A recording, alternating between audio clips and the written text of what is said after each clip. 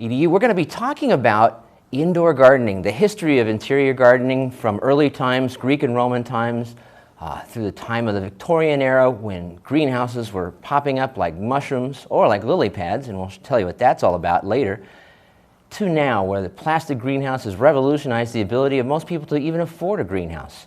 So that's going to be in our lecture today, and if you are familiar with Gardens of California, you know that we do a little feature called What Is It? And I bring out some rare or obscure or hard to identify horticulturally related item, and if you guess it, what it is, that is, you in my respect and the respect of everybody else watching Gardens of California, and today you'll also win a fine Arboretum mug like this one. This is the white mug right here. We don't have the green anymore, just the white, which is a really great wake up in the morning, I tell you, with that tree and everything. So it's a large mug too, by the way. So here, let me show you what is. It's right here, right in front of me, and it is a device. Today we're not doing a plant, we're doing a device. This is horticulturally related, and I actually have had this on Gardens of California several times before. So if you are a serial watcher of Gardens of California, a regular viewer, you may know what this is. If you do, give me a call at 1-800-339-1193 and you'll win my respect, the respect of everybody else watching Gardens of California, and the fine Arboretum mug right here. That'll be sent to you in the mail. 1-800-339-1193 if you know what that is. I have a few things to keep up with on the class. If you are in the class, I have sent the first quiz out. So that should be in the email. Check your email. You will find the quiz. That's due by the end of this week. So this is due by Friday. So it's a pretty neat quiz. I think you'll find it fascinating. So if you're in the class, keep an eye out for the quiz.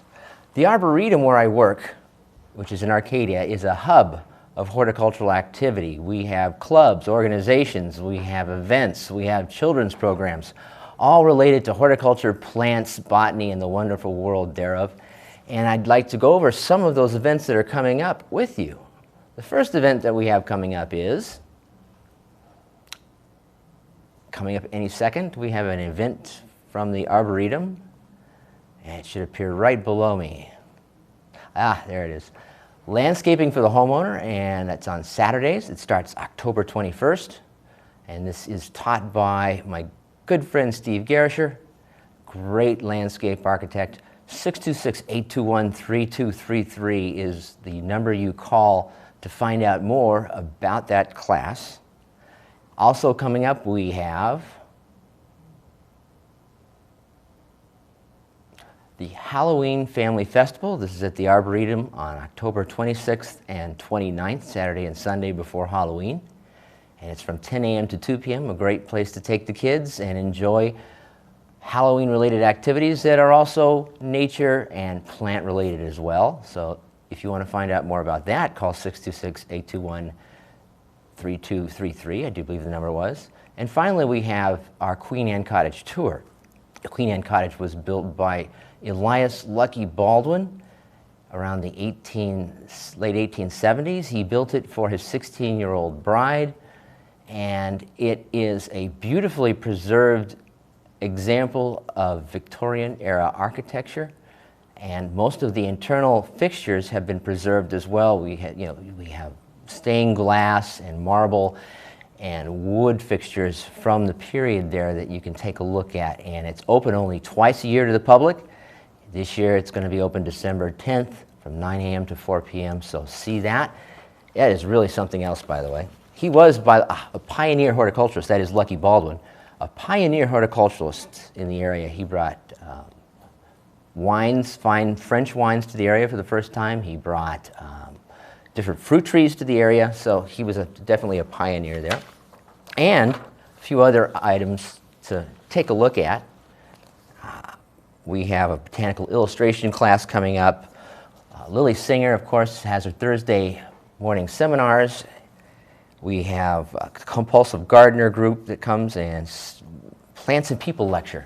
That's a lecture on ethnobotany, which is the study of the relationship of man and plants. Very fascinating series. Check the website arboretum.org for more information on that. And I have a short video now. Before I go to the video, I do have a phone caller. Yes, caller, go ahead. Yes. So is the thing in front of you, is that a honeycomb? Is it what? A honeycomb. A honeycomb. Well, it looks kind of like a honeycomb, LaQuisa, but it is not a honeycomb. But good try. Are you sure? Yeah, it's not. It really isn't a honeycomb. I should show you more of it there. It's not a honeycomb. But thanks for your guess. Have you ever? Okay, if it is a honeycomb, let us know. Okay, believe me, I will. All righty. That was LaQuisa calling. Thank you. You bet. Thanks for calling. That's LaQuisa from West Los Angeles. Guess it looks like a honeycomb. Yes, it does, but it's not. I have another call. Yes, caller, go ahead. I guess I don't have another caller. That was just a light from the first call and going on. 1-800-339-1193. 1-800-339-1193 if you have any plant-related questions or you want to guess what this is. I'll give you a hint a little later on as to exactly what this is. So, anyway, this video that we're going to, every time I get plant information calls, people call into the Arboretum. A lot of times they don't know the difference between some simple terms like deciduous versus evergreen, a dicot versus a monocot, and these are important to know if you're going to go and try to get a plant identified. So I want to show you this short video that has an explanation of the difference between dicot and monocot and some of the terms that you'll need to know if you want to try to identify a plant or a weed to take action on it later. So let's take a look at this video.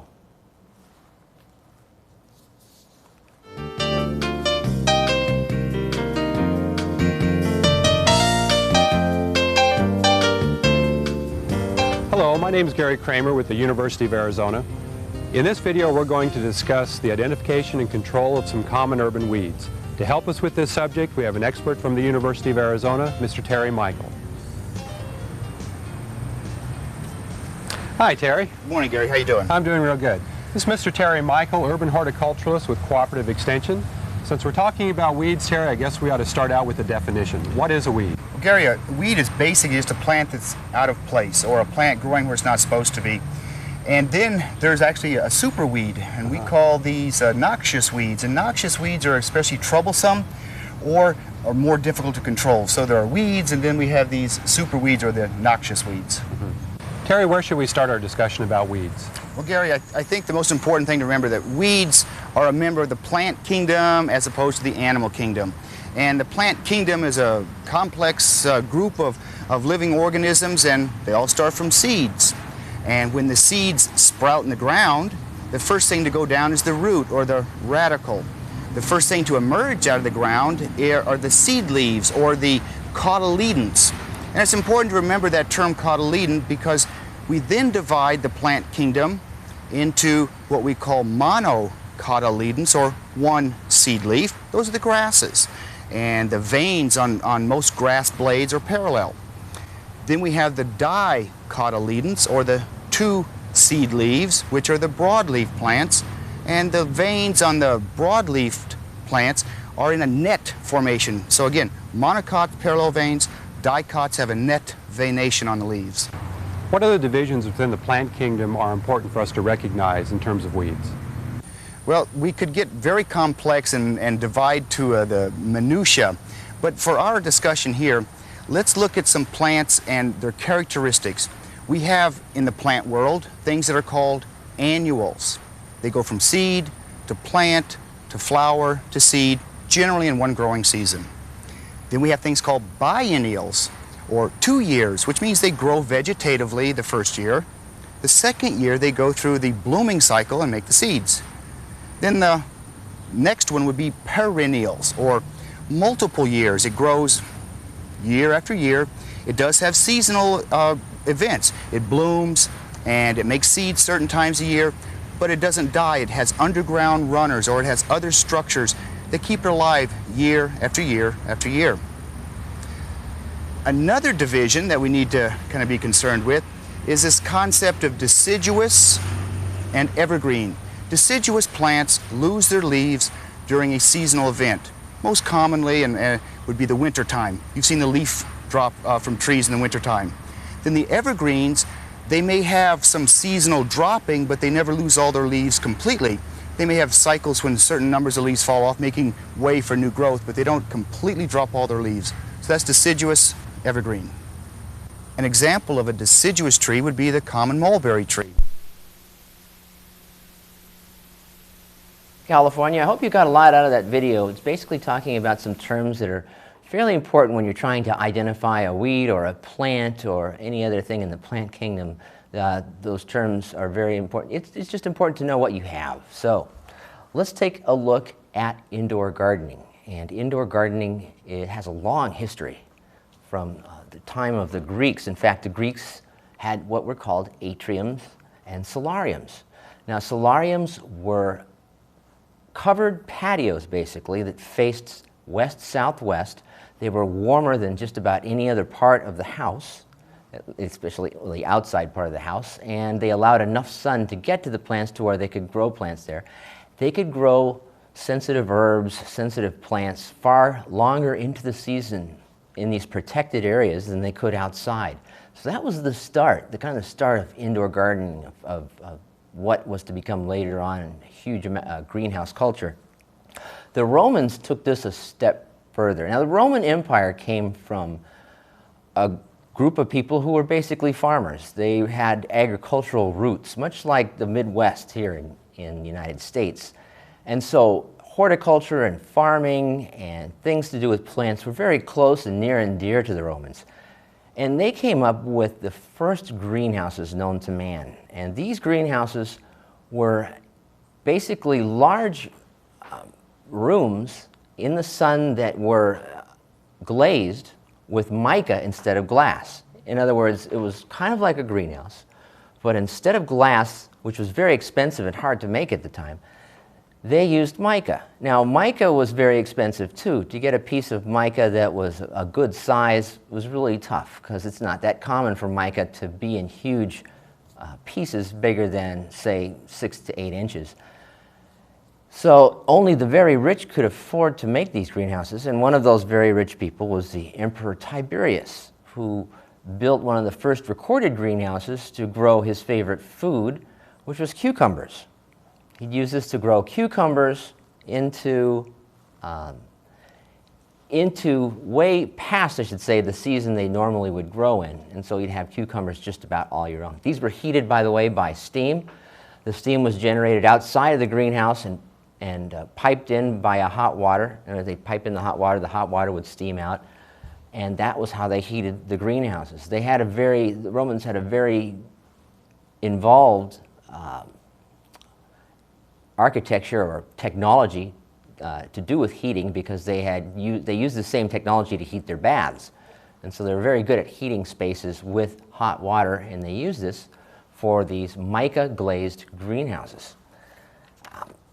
From the Roman Empire on, there wasn't a lot of advances made in greenhouses until about the 1500s, when greenhouses were being built to house the plant discoveries that were being made in the New World.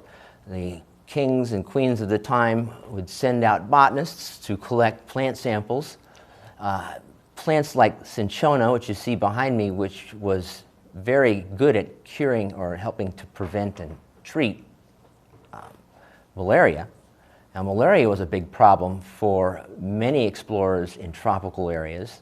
It was thought that if you could control malaria, you could basically control the tropics, because you wouldn't have the disease problem, which kept a lot of explorers and a lot of imperialist armies from taking over large sections of jungle. Well, the search for the cinchona was on. A botanist named Jules Charles built the first known greenhouse in Europe to house the cinchona plant and other plants that were being brought over from the New World. In the 1600s and 1700s, the Dutch advanced greenhouse culture quite a bit with the use of cold frames. Now, the Dutch had developed a process called forcing, and forcing was a process used on flower bulbs to bring them up before their time and whenever they were needed. This was really good for marketing tulips and blooms because you could produce a set amount of blooms for any one given period. And so you could control your production on your blooms.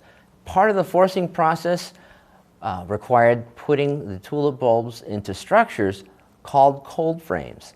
And these cold frames were basically very low structures, maybe 8 inches to a foot off the ground, that were glazed, either glazed on top with glass or they used wax paper. The sun would beat down through the wax paper or the glass and heat up the area inside the cold frame, and this would promote flowering in the plants and allow them to bring flowers to market way before they would normally be able to bring them if they left them out to their own devices. So this greatly increased the floriculture trade in Holland, which was very lucrative, and also helped lead to what was known as tulip mania. People were investing in tulip bulbs, thinking that their production would bring them back lots of money. They didn't take into account the markets, and of course it led to the world's first financial meltdown, the first stock market crash. Orangeries were also very popular in the 1700s and the early 1800s. Orangeries were buildings that were heated and glazed on the south and west sides, much like the solarium of ancient Greece. But these buildings had one purpose in mind, and that was to grow oranges and other citrus tree plants for the table in France and in England and other areas of Europe. Italy had orangeries, France had orangeries. It was a little too cold to have orangeries in England. There weren't that many in England, but this allowed citrus to be grown, produced, and sold out of season, which was a very advantageous thing for horticulturalists in general, and it did bring money into horticulture and also brought money into improving the structure and improving the technology of these orangeries. George Washington actually had an orangery in which he grew pineapples, and they were fairly popular in areas on the East Coast, and these orangeries were called pineries. Instead of orangeries, they were called pineries. Starting in the Victorian era, a couple of things happened. One, glass became extremely inexpensive compared to what it had been. New glass-making processes were being developed in France and in England that allowed the price of glass to be affordable to builders of greenhouses. And so large greenhouses were being built in Victorian England, in France, and these greenhouses were much bigger than they had previously been because of the availability of cheap glass and the new technologies that were being developed for supporting this glass and keeping the glass up, so to speak. So, in fact, the Kew greenhouse and many other greenhouses, this is one of them right here. These greenhouses were actually inspired, a gentleman named Joseph Paxton was inspired by the structure of the Victorian water lily, which was able to, the Victorian water lily was a large water lily native to the Amazon that could support small children and even large, smaller adults. And it had a very, underneath the water lily there was a structure that, if we have a picture of that structure, of the water lily, let's take a look at that. This structure was very, very strong, and it was used by Mr. Paxton to support the panes of glass in his creations. As you can see behind me, there's one of them right there. So, one of the things, again, that was fueling this huge boom in in plant collection and in the building of these greenhouses was the imperial expansion of the European countries. They were going to tropical areas and they were finding these plants that they had never seen before. And part of being an imperialistic power is, of course, having your collection of plants that you have collected from your different territories that you own or have dominion over. And so this was a very popular thing. A couple of things happened because of this. One was the concept of houseplants. Houseplants were kind of unknown before the Victorian era. You might have had a small potted plant that you brought in from the outside and it would sit there for a day or two, but then it would start going bad. Well, during the Victorian era, many explorers went to dry tropical jungles where they would go into the shady parts of the jungle and collect plants that were growing in the shade of the canopies of trees. These dry area jungles were the perfect simile for the houses of the Victorian era, which were dark and dry but warm. And so many houseplants that are common today were collected and used and quite popular in the Victorian era, including the parlor palm, the snake plant, pothos plant. Many of these were popular in the Victorian era, and they did well in Victorian houses because they survived in a dry and dark area without a lot of sunlight. So this is how houseplants actually came to be, and they're very popular. And their popularity really hasn't completely waned since then. It goes up and down during certain years, but houseplants are entrenched and here to stay in civilization, apparently. The big sleep, if you've ever seen The Big Sleep, now, plant collecting using greenhouses became the hobby of the rich. Many different plant collectors across the world were wealthy people who had the extra money to build the greenhouses that were necessary to keep the plants that they collected. One of these was Edward Doheny, an oil magnate who lived here in Los Angeles. He built a greenhouse, a large greenhouse, that was one of the largest greenhouses on the West Coast for a long time. He used it to house his collection of rare palms that he collected from Mexico when he was there exploring for oil. And if you've ever seen The Big Sleep with Humphrey Bogart, in that, Humphrey Bogart goes into General Sternwood's greenhouse. Well, that greenhouse was patterned after the greenhouse owned by Edward Doheny. During World War II, not much happened with houseplants, but there was a seminal event that happened in the late 50s and early 60s that helped houseplants boom in popularity and availability.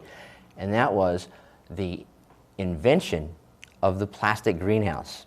Now, there's two inventors of the plastic greenhouse out there, so who knows who really invented it. But the plastic greenhouse allowed growers to erect greenhouses rather inexpensively. And so in order to grow plants, you wouldn't have a huge capital expense to lay down, and it caused quite a bit of a houseplant revolution. And this is in the mid to late 70s when houseplant parties were common and people were exchanging houseplants. The availability and the use of cheap plastic greenhouses helped increase this to huge proportions, just huge proportions. Those plastic greenhouses, by the way, have also increase the production of color items. If you go to a grocery store or any other place where they sell potted colored plants, potted flowers, you know that the availability of these types of plants has increased a huge amount in the last 20 to 30 years. And this, again, is because of the availability of cheap plastic greenhouses. These are greenhouses that are ridiculously inexpensive compared to the glass greenhouses of the Victorian era to raise and to install. Another big advance that came for greenhouse gardening was hydroponic gardening. And hydroponics is being used right now to produce high-end vegetables and also to produce high-end flowering plants. The concept of hydroponic gardening is fairly simple: to grow plants in a soilless media, in other words, a media that has no organic material, and to wash the roots on a regular basis with a nutrient solution. This has several advantages and some disadvantages. The advantages are that you can control the nutrition to the plant, you can control the watering to the plant, and the plant is less likely to have soil-borne diseases. But there is a drawback. If you do get a disease in a hydroponic system, because it spreads so rapidly in the water, it can just destroy a crop. So you have to be very, very careful when you're using hydroponic gardening to make sure everything stays and remains clean. Gardening of the future is going to rely, of course, on indoor gardening technology. I mentioned before in several other sessions that the Russian Mir spacecraft was sent up in the late 70s, early 80s. The Russian Mir spacecraft had a problem with morale. The cosmonauts were grouchy, they couldn't stand each other, they were getting depressed, and so they sent up a small wheat growing unit to grow a small amount of wheat in the Soyuz space station. Well, the growing of this wheat lifted the spirits of the cosmonauts. All they could talk about was the wheat crop. They would get together and discuss what they were going to do next to help the wheat grow. They'd look at the wheat and their spirits would be lifted. And so this really kind of brought home the importance of plants to people. In other words, it showed that we as a species have a relationship with plants that's vital and necessary for our mental health. And that's one of the reasons that, like I said, houseplants will probably never go out of style. One of the neatest things you can do for an area if you're living in an apartment is to have a houseplant. A houseplant is a small piece of Mother Nature that's yours, it's right there, it's growing, and it's another living thing in that apartment besides you and the roaches. So houseplants will continue to be very popular in the future, and as we go out into space, plants will be very important as well. And there's some very interesting technology going on, by the way. I just mentioned before we finish up this lecture that light-emitting diode technology and other light-producing technologies that use very little energy are helping man grow plants in space without having to waste a lot of energy in the process.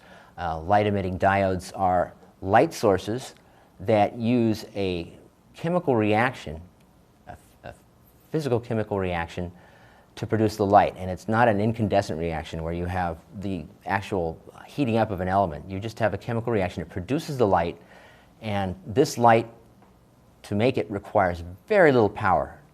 In fact, right now, LED flashlights are very popular because they last a long time on a set of batteries compared to incandescent flashlights. So LED technology, you can look for that in the future. People might be installing plant lights in their houses. Who knows? It's very fascinating stuff and something to look forward to in the future of horticulture. Well, that's it for our lecture. I have a video for you here, and this is a video about palms. Palms are great houseplants. They're also great plants outside as well. And we're going to be talking to and listening to Don Hodel, who is an extension horticulturalist with the University Extension here in Los Angeles. And Don's going to tell you all about different types of palms and how to care for them. So let's take a look at that.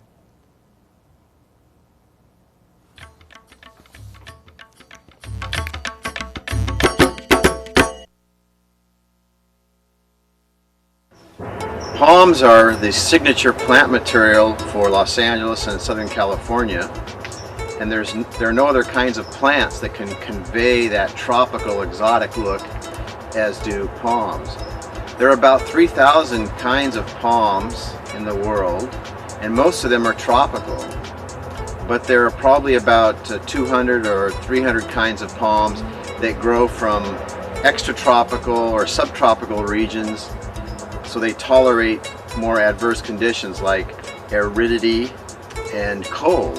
And most of the palms that we grow here in Southern California and that are common in the landscape are these extratropical or subtropical palms because they're hardy to cold, wind, and aridity. And many of them actually originate from desert areas. In fact, California has a native fan palm that grows in the canyons behind Palm Springs. And while the palms are desert palms, they're almost always found around sources of underground water or streams in the desert. The palm family can be divided into two groups based on the type of leaf. And one type of leaf is called a pinnate leaf or feather leaf, and it's called that because the leaf actually looks like a feather. There's a long central stalk to the leaf, and then off that central stalk are leaflets or pinnae. And the queen palm, the king palm, and the date palms all have pinnate or feather types of leaves.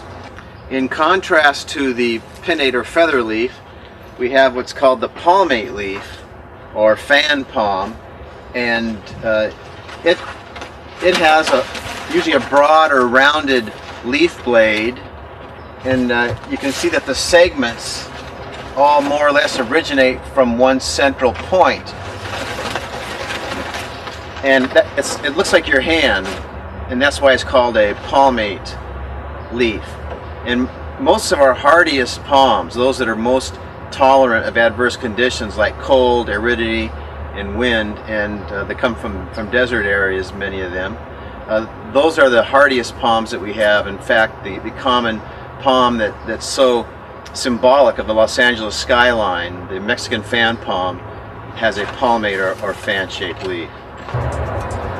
Palms are woody plants, but they differ from other woody trees like oaks, sycamores, and pines in many significant ways. One of the most important ways palms differ is in their root system. Oaks, pines, and sycamores and other trees of that nature have a very woody root system composed of a few major roots that branch under the ground, whereas palms have a very fibrous root system composed of hundreds or thousands or even tens of thousands of individual roots that all arise independently from each other from the base of the trunk. And this nature of this root system has a couple important considerations, in that palm root systems generally are not as disruptive to hardscape in terms of curbs, gutters, sidewalks in the landscape as are some of these trees that develop a branched woody root system. And also because of the nature of this root system, always new roots being produced from the base of the tree, it's relatively easy to transplant large specimen palms with a very small root ball. We've done some experiments at the university where we've actually incorporated planting mix or organic amendments into the backfill, and what we found was that doing this is not beneficial at all when planting a palm. So we recommend not to use any amendment when you backfill around the plant. Instead, use that organic material as a mulch on top around the base of the palm after it's been planted. It's relatively easy to diagnose nutrient deficiencies in palms. Nitrogen will appear as a general yellowing over the entire crown of leaves. Potassium and magnesium deficiencies occur on the older leaves. These are the leaves that are lower down in the crown. Magnesium deficiency appears as a general yellowing around the outside of a leaf. So here you see on these leaves here, this general yellowing on the tips of the segments or around the outside of the blade. This is very characteristic of magnesium deficiency. If we look carefully at this leaf, we'll also see some yellow and orange flecking or specking. This is characteristic of potassium deficiency. Fertilizing palms is fairly straightforward. They need large quantities of nitrogen, potassium, and magnesium. And there are now several palm special fertilizers on the market that are formulated especially for palms. And research work has shown that this formulation of high nitrogen, potassium, and magnesium is not only good for palms, but it's good for most other woody plants in the landscape also. In terms of irrigating palms, palms need adequate amounts of water while they're in the establishment phase, but after a couple of years of normal irrigation, they're amazingly drought tolerant, at least in coastal areas of Southern California, and especially when we're talking about hardy palms that come from dry areas like desert regions. But basically you'd want to water a palm when the soil 1 to 2 inches deep becomes dry. So if you take your finger and check the soil moisture and an inch or two down, it's still moist, there's no need to water. When it does dry out, when it's time to water, then you'd want to apply enough water to...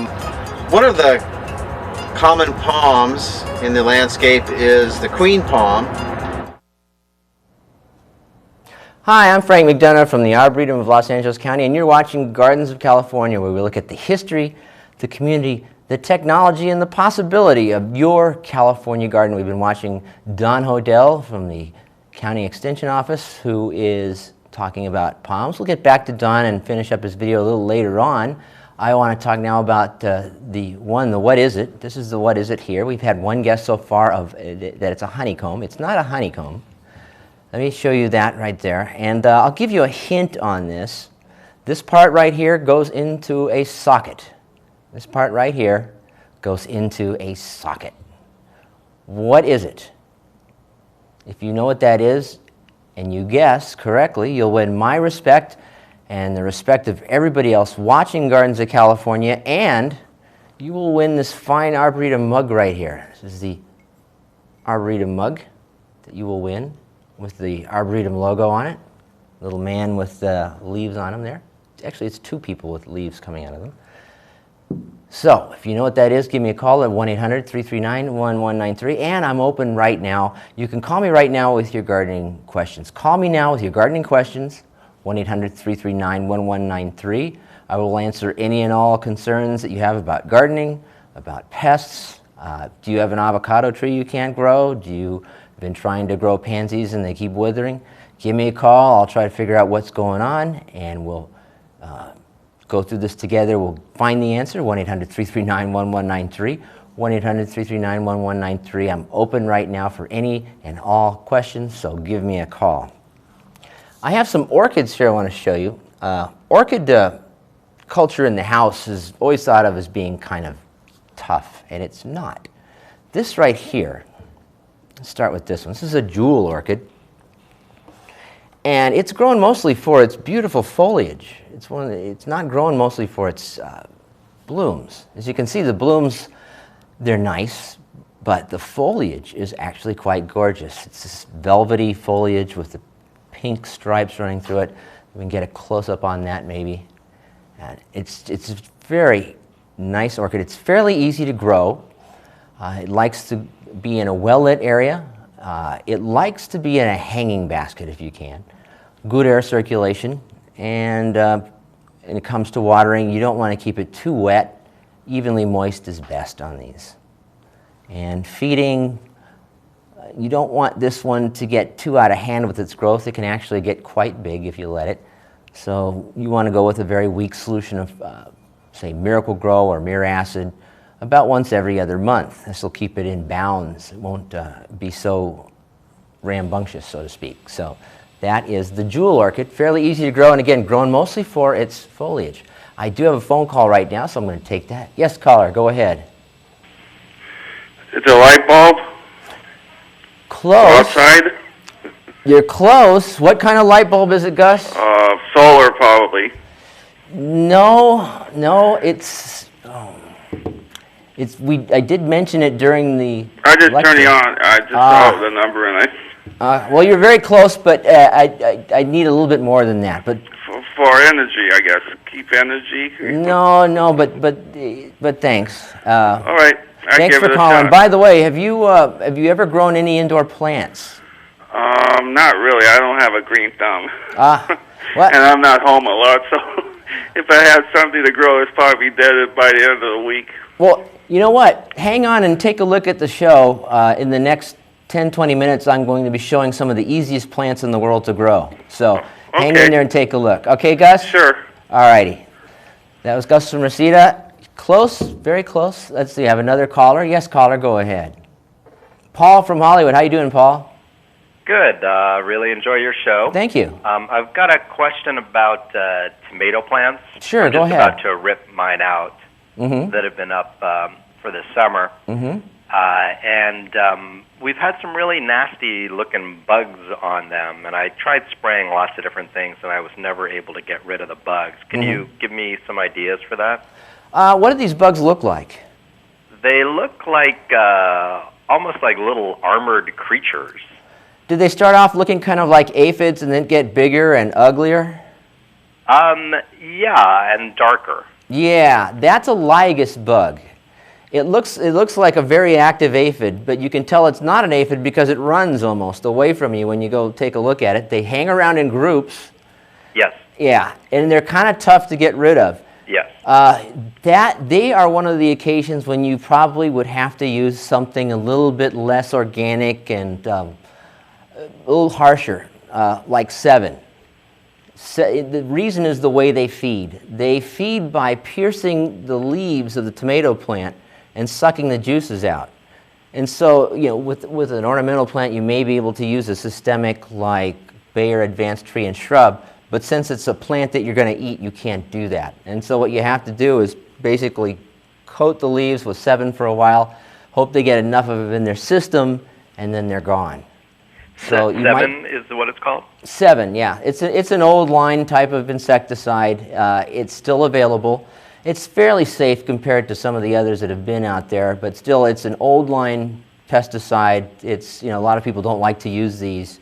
They stink, and you know, they're not as safe as some of the organic types, but still they're one of the few effective things for this type of pest. Another thing you might want to do with this pest is try some diatomaceous earth, if you can find some. And diatomaceous earth gets up into their legs and the areas between their legs and abrades the very soft tissue that flexes between the legs and actually causes them to bleed to death. So you can try that too. Sometimes it works, sometimes it doesn't. Follow the directions on the label, but try those 2 products and hopefully you can get rid of them. Also, I don't know how they overwinter, but a lot of times these types of pests will overwinter on foliage of plants that are nearby. So keep an eye out for their egg casings. Keep an eye out for anything that looks like an egg casing, and you may be able to prevent them that way as well. The tomato plants are near a ficus hedge. Would they be able to live in the ficus hedge? They might have egg casings on the ficus hedge. I'm not absolutely sure about that. Some of them actually overwinter also in the soil. So what you can do to prevent that is just grow tomatoes in another area. How long have you grown tomatoes in this area, by the way? This is just the 2nd year. Okay, it's time to grow them in a different area anyway. You have to rotate tomatoes at least every 2 years, or you're going to have problems with soil-borne diseases and insects accumulating just like you've had. Would I have better luck if I grew the tomatoes in pots? Not necessarily. Just rotate the area that you put them in. You know, in other words, don't put them in any one area for more than a couple of years, and you should be fine. Okay, great. Well, thanks so much for your help. All right, thanks for calling, Paul. Bye-bye.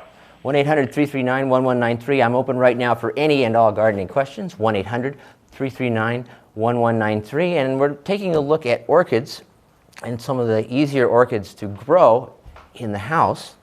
And this one right here is a Phalaenopsis. You see these available all kinds of places. Nurseries, see them at floral shops, you see them at Trader Joe's, all these places. Grocery stores carry these. The culture of these is through tissue culture. They clone these. And they're fairly readily available. Now, there's a couple of things you have to know about these. One is that the cheaper they are, the more likely they are to do poorly when you take them home. And this is because when they grow these for market, to get the price down, they put them in a very humid greenhouse. They put them in a very humid greenhouse. They pump in the nutrients, and these things grow like crazy. Well, they bring them to market, and they look good for several weeks until they're sold. And then because they're so tender from being in that hot, humid greenhouse, the blooms start falling off, the leaves start wilting, turning black and falling off. And if they make it, it takes them a long time to recover. So what you need to do, if you're going to buy an orchid that's going to stick around for a while, you need to buy it from a reputable source, a source that has, that does this for a living, like a florist or a nursery.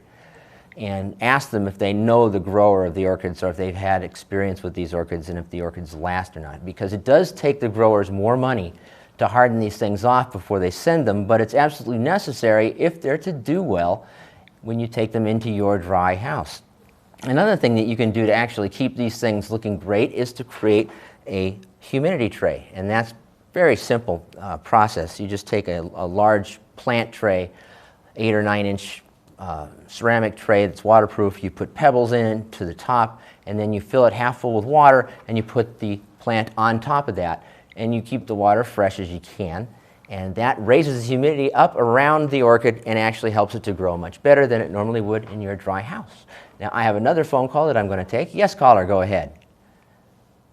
Ella, how you doing, Ella? Hi. Hi. I have a problem. I have a giant bird of paradise. Okay.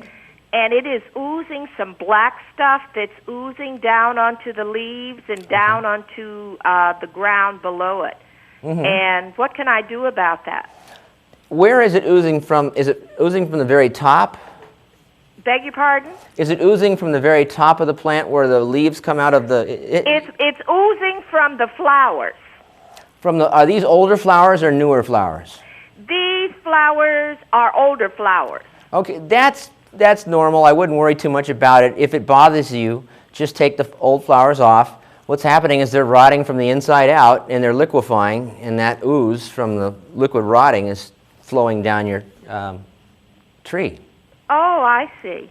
Yeah, that's most of the time that's what's going on. There's also, you can have some times when in a lot of these types of plants, if you actually injure the flower as it's coming out, you'll get a sap flow, but I don't think that's what's happening in your case because it's coming out of the older flowers. I see. So just when the flowers get a little long in the tooth, just try to pick them off if that bothers you, but other than that, it's no big deal. It's usually just a bacterial slime, slime from bacteria rotting the thing out, and it's really not a big deal. Okay. Other than that, the tree is fantastic, right? It's doing okay? Right. Yeah, I wouldn't even worry about it. Okay, thank you so much. Well, thanks for calling, Ella. All right. All right, 1-800-339-1193 is the number to call if you have a gardening question, 1-800-339-1193. And again, I want to show you the what is it. We've had a couple of guesses. One of them was close. One of them was is it a light bulb? Well, it is a type of light bulb, but I needed something more specific than that. What kind of light bulb is this? And I did mention actually this in the lecture. So if you were watching the lecture, I mentioned this particular type of light bulb. 1-800-339-1193 if you know what this is. 1-800-339-1193. And I'll give you, if nobody gets it in the next 10, 20 minutes, I'll give a really big hint. So 1-800-339-1193. Again, we were talking about orchids, and we had just looked at a Phalaenopsis, which are very common, also known as moth orchids. And this one here is a type of Oncidium. I don't know exactly what kind of Oncidium this is. Oncidiums are dry area orchids. They're from drier jungles. And Central America, Mexico, places like that, they're native too. There are, by the way, 30,000 orchid species out there, 30,000. Now, the Arboretum has a collection, and we have 3,000 species and 6,000 different varieties. But 30,000 is a lot of species. People that collect orchids become obsessed with them. In fact, they call it orchid fever. So be careful when you buy your orchid. Be really careful. If you start getting orchid fever and you start feeling a desire to collect all the different orchids out there, it can lead to some pretty obsessive behavior. Orchid collectors just keep collecting and collecting. It's like cactus or anything else. It's amazing how it just takes hold of people. Anyway, this is a really neat plant here. By the way, I'd like to thank Armstrong Garden Centers for all the donation of the plant material. This plant, not only this Oncidium, it's an Oncidium hybrid, I do believe. This plant not only looks really great, it does fairly well in dry areas, but I can smell, it smells fantastic. I'm smelling it from here. It's great. Now, a lot of orchids have very deep scents. Not a lot of the orchids that do, Phalaenopsis don't really have much of a scent.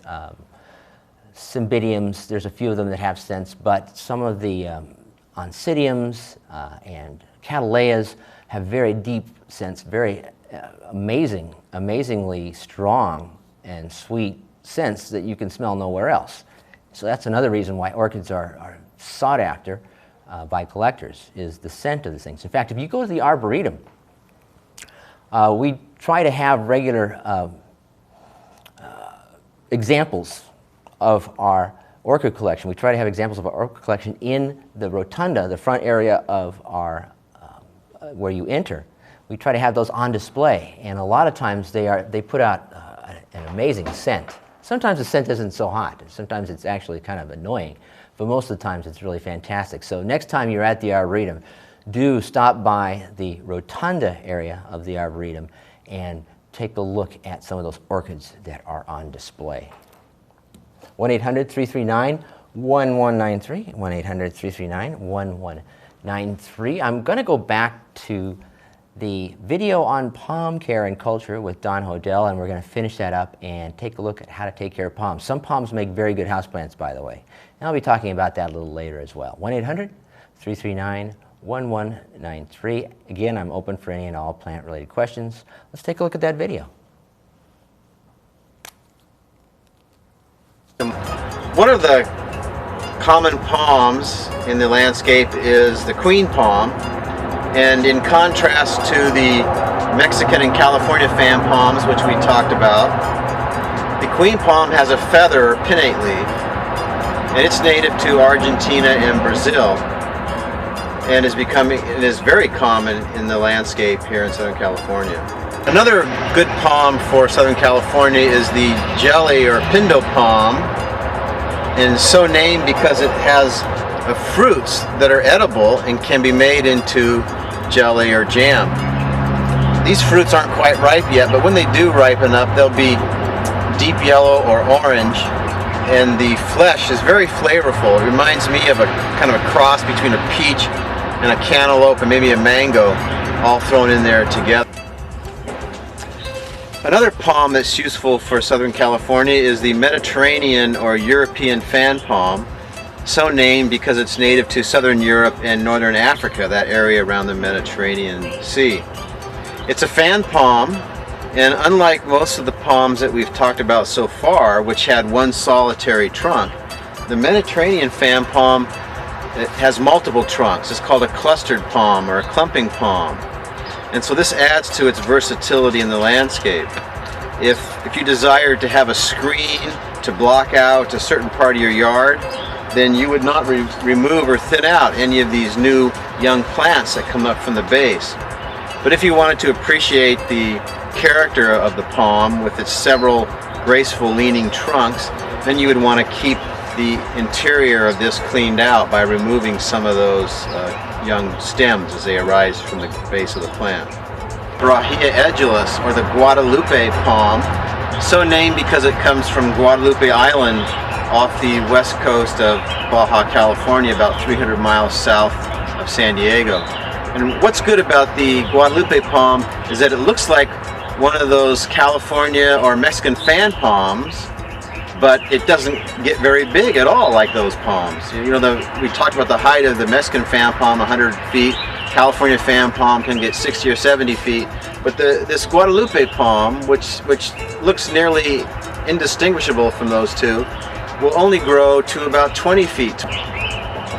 The Mexican blue palm, or Brahia armata, is a close relative of the Guadalupe palm, and they're very similar in their habit, except that the Mexican blue palm has strikingly bluish gray or bluish silver leaves. So it's always an eye catcher in the land. One of the most handsome and attractive palms to me that we can grow in Southern California is the king palm. It has a smooth gray trunk and a very nice crown of spreading pinnate leaves. Another feature of the king palm that sets it apart from most other palms in Southern California is that it has a crown shaft. Now, a crown shaft is an elongated green tubular part of the palm that's just on top of the trunk, from which all the leaves arise out of. And palms that have a crown shaft are called self-cleaning, because as the leaf ages and then dies, the palm, the expanding part of the trunk, thrusts off this oldest leaf and it'll fall to the ground. So one of the most common palms in the Southern California landscape, and one that can be seen on the skyline for miles and miles, is the Mexican fan palm. And it's native to Baja California, down in the southern tip near the Cape region of Baja.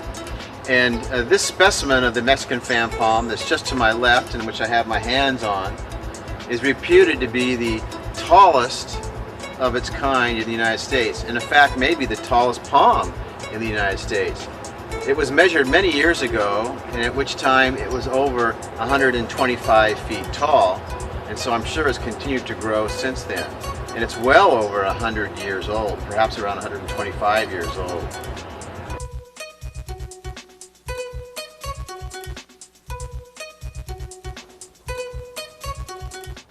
Hi, I'm Frank McDonough from the Arboretum of Los Angeles County, and this is Gardens of California, where we look at the history, the community, the technology, and the possibility of your California garden. Today we're looking at houseplants, and we're taking your phone calls, 1-800-339-1193, 1-800-339-1193. Do you have a gardening problem that you just can't fix? Do you have something that's vexing you out there with your violets? Well, give us a call at 1-800-339-1193, and we'll find the answer for you. And we do have our What Is It, and I promised you that I'd be giving you a big hint on this. And here is the big hint on this. It is a plant light. It's a plant light, but what kind of plant light is it?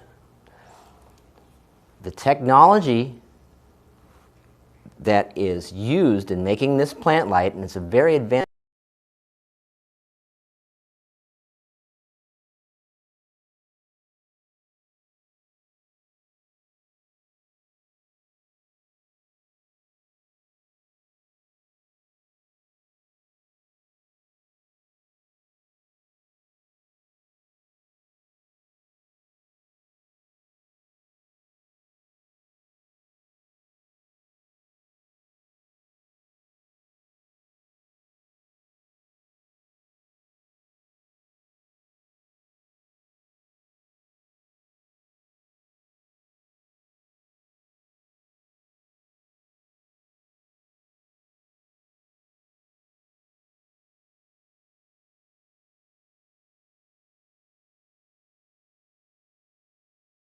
plant light has the word diode in it.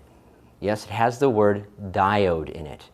So what kind of plant light is this? If you call in and you can guess what type of plant light is this with the word diode in the technology that describes this plant, you will win my respect and the respect of everybody else watching Gardens of California, and you will win one of these fine Arboretum mugs right here. It's high quality ceramic, and it holds a lot of coffee. It's good stuff. 1-800-339-1193, 1-800-339-1193. What type of light is this? And I'm taking any and all plant questions as well. Now I want to show you some houseplants that are fairly easy to do. If you are out there and you have a brown thumb like I do, believe it or not, I have a brown thumb. I've found to get around that, you go with plants that are easy to do.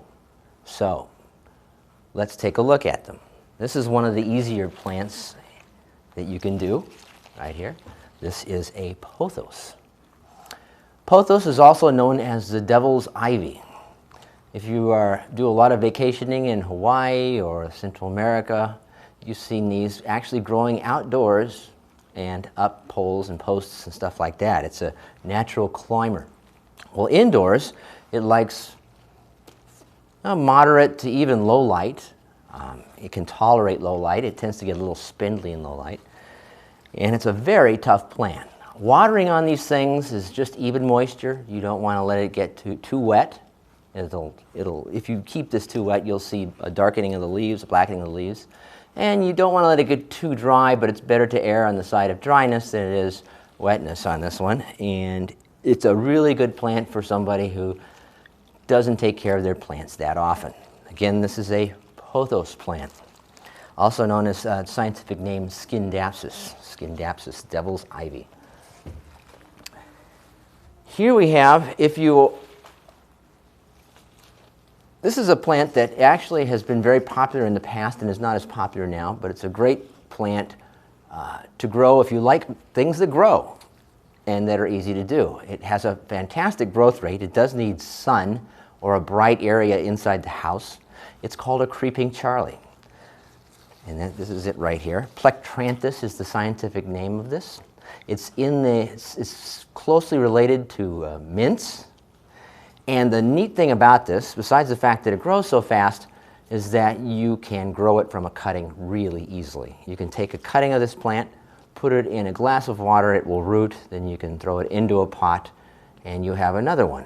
In fact, the best way to deal with these plants, once they've gotten a little long in the tooth and overgrown, is just to take one or two of the cuttings and replant it and throw the rest of the plant out, or give it to your neighbor, whichever is easier for you. That's the creeping Charlie.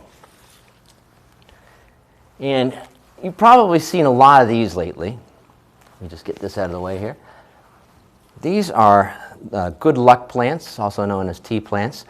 They're a type of Dracaena. A Dracaena is a palm-like plant that grows in the tropics and in semi-arid regions, although it is not a desert plant by any means. This plant right here is sold as bundles of cuttings. People put these in water and the plants grow like crazy. One thing you have to keep in mind with these plants is that if you're going to grow them in the water, you can have a big problem with fungus gnats. What happens is that the material on the outside of these plants, and I just got a call on this last week, by the way. The material on the outside of these plants, the corky bark-like material that grows on the outside of these plants starts to rot, and that rotting of the material attracts fungus gnats because the fungus that will grow on it, and you'll have a lot of gnats flying around. What you need to do every now and then is actually let these things dry out. It won't hurt them. Just let them dry out and then put them back in the water, and that helps control those fungus gnats because they will kind of die off when everything's dry like that, and then put them back in, you should be fine. Another easy plant that's a really easy propagator as well is the spider plant. These are called spider plants because they produce runners with small plantlets on the runners. These plantlets can be planted in a smaller container and you have another plant. Now, be very careful. If you have these outside, or you plant, and they will grow outside, especially in the coastal areas, if you have these outside and you're washing them off to make them look better, you can knock the little plantlets off and they can go down the stream of water that you're washing it with and be washed out either into the street, which is fine, or they can be washed into your neighbor's yard, in which case your neighbor will be swamped with small, weedy-like spider plantlets all over his yard, and he won't appreciate that. So be very careful with this plant. It can get out of control. That's the spider plant. I was talking about palms, and we had that great video on palms with Don Hodel, and this is a parlor palm. A parlor palm was one of the first palms introduced in the Victorian era as a houseplant.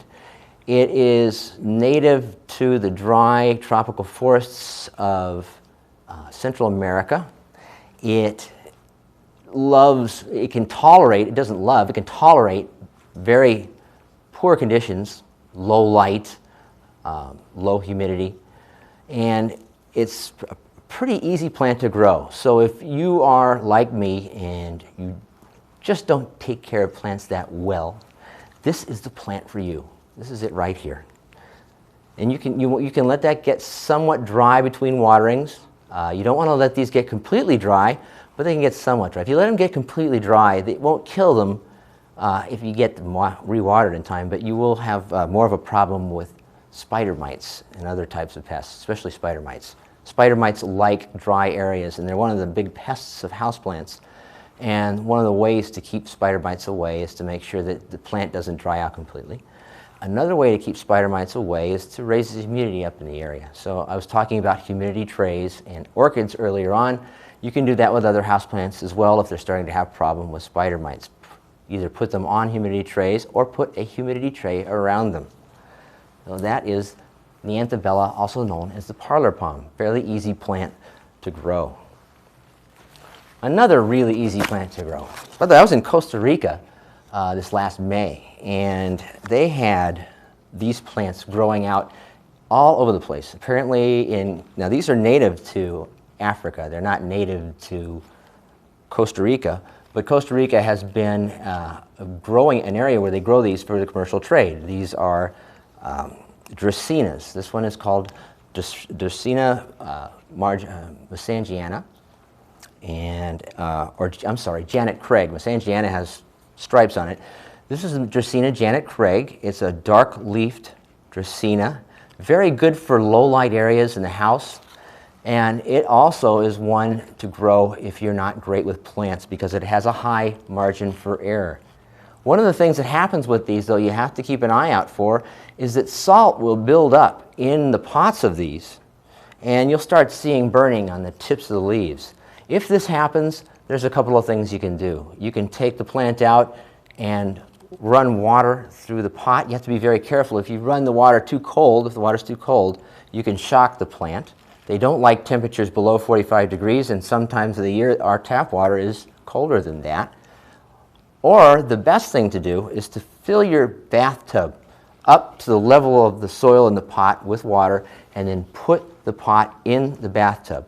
This will leach the salts out. Because the concentration of salts is far less in the bathtub water, the salts will start seeking the water, or vice versa. Actually, what happens is the water starts rushing in to the soil in the pot, and pretty soon the level of the salts in the soil in the pot is the same as the level in the water outside, which has been greatly diluted. So that's a great way to lower the salt concentration in your houseplants if the salt concentration is building up. Another thing too, when you're watering houseplants, make sure you water those houseplants to where they are, the water is running out of the bottom of the plants. It's very important because if you just put a little bit in it each time, that greatly increases the chance of salt buildup in your plants, and that will lead to spotting on the leaves and big problems with the plant.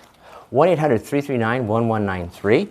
1-800-339-1193 if you have any plant-related questions. I'm taking any and all plant-related questions right now, and I want to show you the what is it again.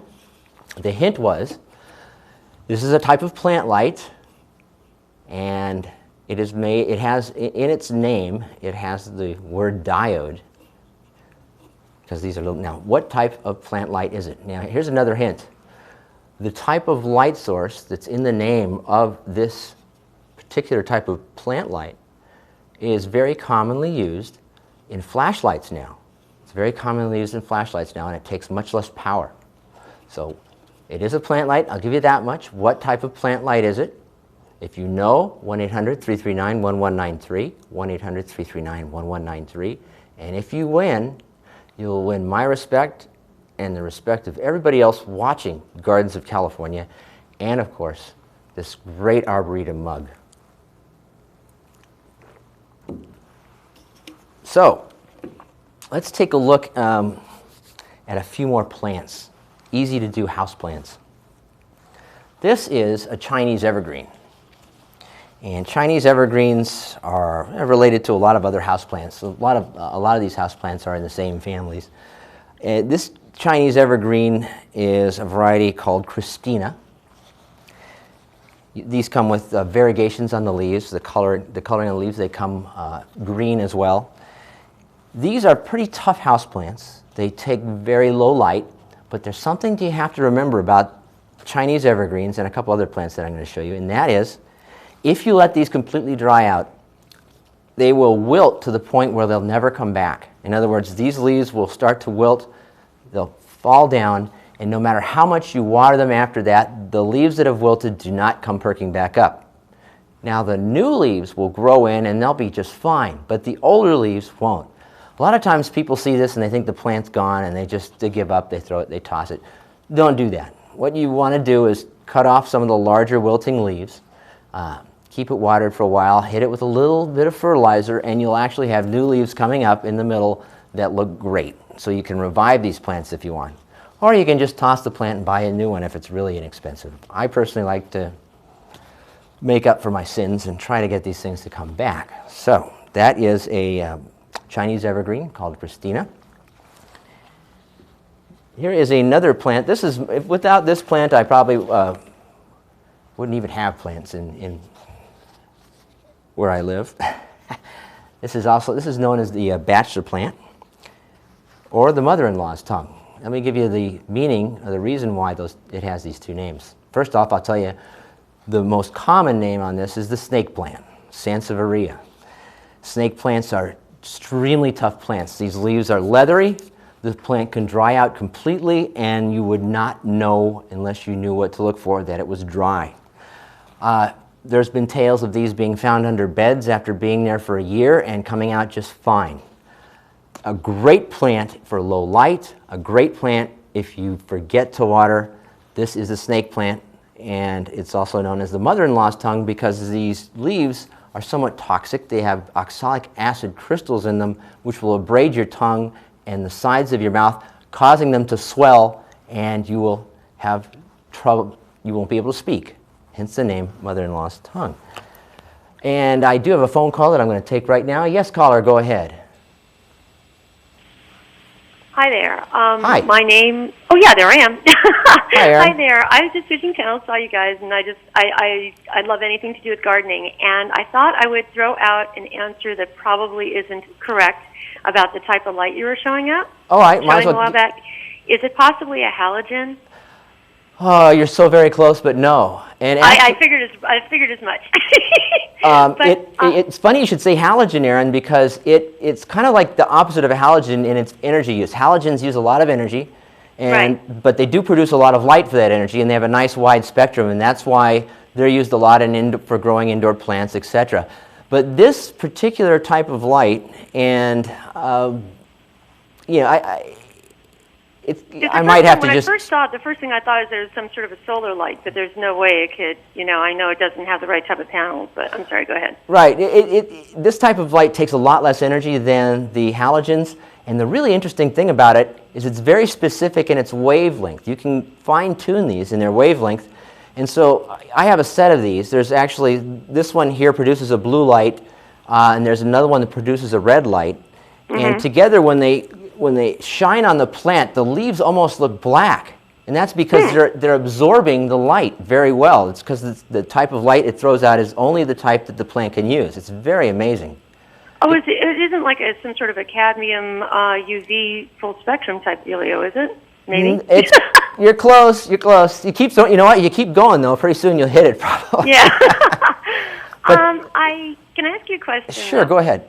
I'm starting to come down. Well, I'm coming down. I'm a person who believes in everything just being in nice balance in the garden and not using pesticides and things like that. Okay. But I'm starting to have a problem, unfortunately, with whiteflies and spider mites, and now I've got rust coming out of nowhere on my elm, and I'm freaking out.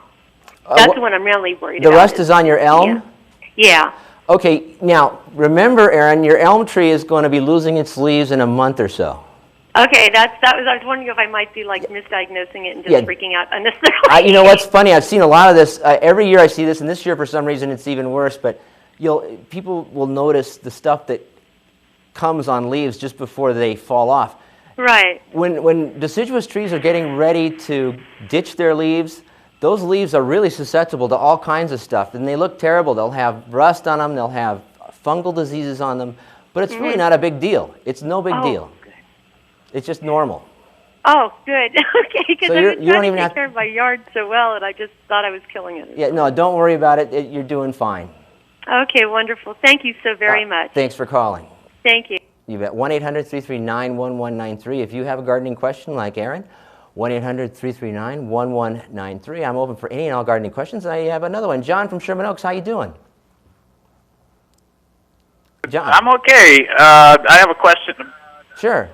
About a sun-drenched area, and could use a suggestion on what to put in some large pots that takes a great amount of sun. All right. In the afternoon especially.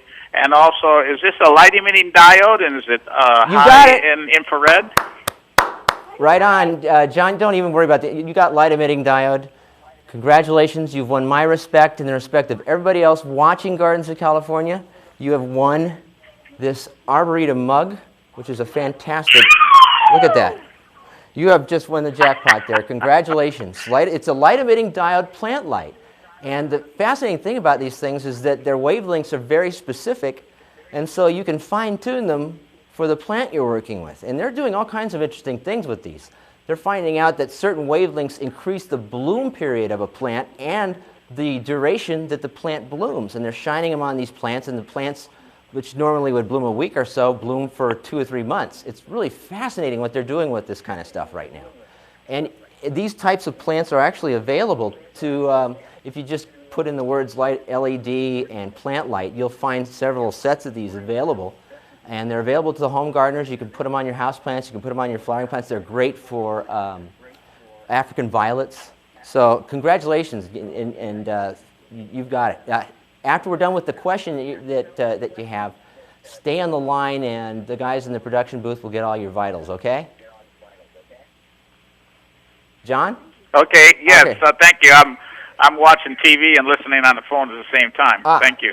Now, on the area that you want this plant for, can you describe it a little bit more to me? Is it? Well, I've tried several things in this area, and this afternoon sun reflects off of the building, and it's so hot that I'm curious about something that would be, let's see, not necessarily drought tolerant, but something that would survive a little bit when it's dried out, and something that could take advantage of that heat and possibly even produce something. I might try a tomato in the pot. I don't know. I've never done tomato in pot. Well, let me ask you a question. How big are these pots? Pardon? How big are these pots? Let's see, about 20 and 30 gallons. Okay, so they're sizable pots. You know, one of my favorite plants for an area like that that's really hot, etc., are bougainvilleas, the dwarf bougainvilleas. Oh. Now, they do look a little cruddy in the wintertime. They can be partially deciduous, but they're well worth putting up with that because they bloom like crazy for a long period of time. You don't have to feed them once they're established. Watering it's regular, but you don't, if you miss 1 or 2, it's not like a disaster like it would be with other plants. So I would seriously look at some of the dwarf bougainvilleas out there. There's some really nice varieties. There's all kinds of different colors.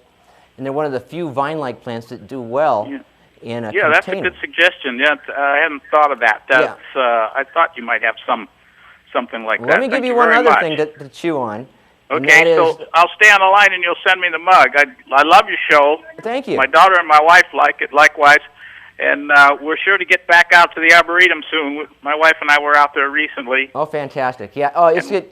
There's some new stuff coming up, and hopefully I'll get you some videos on that the next session, but there's really exciting things happening there. Thanks for calling, John. All right. Thank you very much. All righty. Oh. 1-800-339-1193. John, if you're still listening, by the way, the other thing I was going to mention was to try some of the ivy geraniums, especially the balcone varieties. They're very good for areas that are awash in light. So balcone ivy geraniums. Tara from North Hills, how you doing? Tara? Hello? Hi. I can hear you. I'm doing okay. I have a question for you. Sure. I have a tomato plant. It's no big deal. It's a cherry tomato, and I was having a lot of cherry tomatoes in it. And all of a sudden, I see those tender new leaves and the stems are like gone, like something is eating it. And I was wondering, how can I get rid of it? Whatever is eating it. Okay. Right now, several things can be happening in the way of critters. Snails and slugs are always a big problem, and they'll eat anything that's tender. Do you have snails in that area? I can hardly hear you. If you could turn the TV up just a tad, just a little bit, we'll sound like we're in Carlsbad Caverns, but you'll be able to hear me. How's that? Is that better? Okay. Yes, it's much better now. Great. Okay. Right now, you might want to keep an eye out for snails and slugs. They're a big problem. They're always hungry, and they'll eat little shoots coming out. But you know what? It's not touching the ground or anything. It's like climbing on a peach tree. You'd be surprised how far snails and slugs can climb. Oh, really? Oh, yeah. They'll climb up trees. They climb up citrus trees to nibble on oranges sometimes. They're really incredible. Take a look in the morning, get out and take a look at your plant before the sprinklers hit it and see if there aren't any snail trails on it. Okay. Okay, another thing that could be happening is you could be having mice or rats or squirrels or any other rodent eating the tender young shoots as well. This time of year, they don't have as much food because it's fall and a lot of the trees and other things that they rely on for food aren't producing, and they'll eat almost anything. So keep an eye out for that. Does this damage happen mostly at night? Well, I just noticed it this morning. Every time I go in the morning, it's like overnight, yeah. Yeah, okay. So you have two big possibilities. That's rodents and or snails and slugs. Maybe put out a little snail bait and see if you catch anything as well. And the snail bait that would be best to use is Sluggo and its equivalents, which are iron phosphate. Iron phosphate kills the snails, and it's very safe for animals, critters, and kids. So try that first. What about, could it be grasshoppers too eating them? Well, grasshoppers usually are pretty indiscriminate. They don't just eat the little new growth. They'll eat the larger growth as well. And also you'll see pretty severe damage on the leaves. You'll see big chunks eaten out of them with grasshoppers. I don't think it's grasshoppers. If it's selective like that, it's probably rodents. I mean, that's probably your highest possibility. And the second possibility are snails and slugs. And there's also even a very remote possibility. You don't have peacocks in your neighborhood, do you? No, don't. Thank goodness for that. Where I live, we have peacocks in the neighborhood. And peacocks and other birds can also do that as well. But since this is happening at night, it's probably not birds. You probably have a problem with rodents. Most likely rats, too. Rats are fairly common in most parts of Los Angeles. Oh, really? Yeah. Thank you very much. All right. Thanks for calling, Tara. 1-800, yeah, I appreciate that. You bet. 1-800-339-1193. 1-800-339-1193. And we do still have some more plants to go over, some of the easy ones. And I'm going to bring you another plant. Excuse me, I got a frame here. This is the peace lily. Now, it's a fairly easy plant to grow, but it's like the Chinese evergreen. If you let it wilt, the foliage will never come back. But not to worry, if it does wilt on you, just feed it and the new foliage will come back just fine. They're called peace lilies because of this white flag-like bloom that grows on them. Now, they will tolerate very low light, but in low light, they're not going to produce these nice blooms for you. They're just going to stay nice and green. And that's another thing about low light plants. When I say a plant is low light, that doesn't mean it's going to thrive in low light. That means it's going to tolerate low light. In other words, you can take the plant, put it in a low light area. It's not going to die on you. It's not going to be more susceptible to disease like some plants or wither.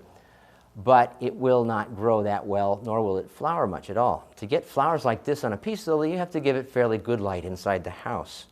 Also, with peace lilies, it's very important, again, like I said, the watering. You got to keep these evenly moist. Water meters are no good. Don't use water meters. Use your finger. You can detect much greater sensitivity, much greater voltages with your finger. Now, we have Ben from Woodland Hills calling. Yes, Ben, go ahead. Hi, I have a question. I'm living in Woodland Hills. It's kind of above the hills, but I have a lot of gophers and drive me completely crazy. I don't know what to do with them. They do that, don't they? Oh, those little buggers drive you nuts. There's a couple of different methods for controlling gophers that you can use right now. Trapping is one, and baiting is another. Since it's fall, you could probably use baiting first. Try that. Let me give you a tip on when you're baiting. There's two types of bait available. One is strychnine, and the other is a phosphide product. I think it's zinc phosphide. If one doesn't work, switch to the other. And two, the best way to apply this bait, Ben, is to get one of these bait applicators. And I brought one in on one of the shows previous. And what these things are they're like long prods, And at the bottom of the prod, there's a little hole, and at the top there's a reservoir that you can put the bait in. And what you want to do with this, and they have handles, what you want to do with that is take that prod and prod in a circle around any of the soil piles that the gophers leave. Prod in a circle until you can actually feel where its main den is, its main run. What'll happen is you'll be pushing down on this thing, and all of a sudden, boom, it'll go down really fast. That's its main run. And when you hit its main run bend, then you take you press the lever on these things, and it lets a little bit of bait out. And that's the best way to apply bait. And the reason it's good is because if you put the bait in, if you just dig out the side tunnels where the soil piles are and put the bait in there, they might not take that bait because they're very wary of things that happen in these soil piles. So that's why you really have to use these bait applicators. The other thing you can do is trap. And that's kind of involved, and it's a little trickier, but it does work at times when the bait doesn't work. And you buy the traps, they're about 10 bucks a piece. Make sure you attach them to a wire coat hanger so that the gopher doesn't drag them way into his lair and you lose a $10 piece of equipment. And you can do two things to make these more effective. You put vegetables like lettuce, etc., behind the trap, and also you cover the trap in peanut butter. This will get the gopher so excited he'll start running toward the trap, and before he knows it, he's a goner. So there's two things you can do, Ben. That's baiting with a gopher probe, as they're called, and using a trap. So anyway, we're just about out of time here at Gardens of California. I'd like to thank you all for watching. I'd like to thank Armstrong Garden Center again for the donation of the plants for use in the demonstration. And until next week, goodbye and good gardens.